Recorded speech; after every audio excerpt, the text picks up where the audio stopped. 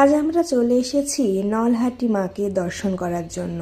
তোমরা জানো যে সতীর ৫১ পীঠের মধ্যে এটিও একটি অন্যতম, কারণ এখানে সতী মায়ের কণ্ঠনালী পড়েছিল।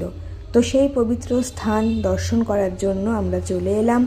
প্রথমেই ঘণ্টা বাজিয়ে মাকে পুজো দেওয়ার জন্য প্রস্তুত হয়ে গেলাম।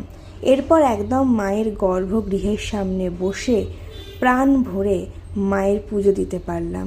মায়ের এত সুন্দর রূপ যা দেখলে এমনিই মন ভালো হয়ে যায়। সব থেকে বড় কথা, মায়ের গর্ভগৃহের সামনে বসে পুজো দেওয়ার জন্য এখানে কোনো এক্সট্রা টাকা পয়সা লাগে না, যেটা অন্যান্য জায়গায় পাণ্ডারা জোর করে নিয়ে থাকেন।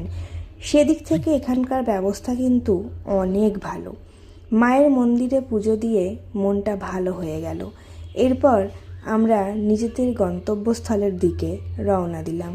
তো তোমরাও দেখো একবার মায়ের মন্দিরে এসে, সত্যি মনটা খুব ভালো হয়ে যাবে।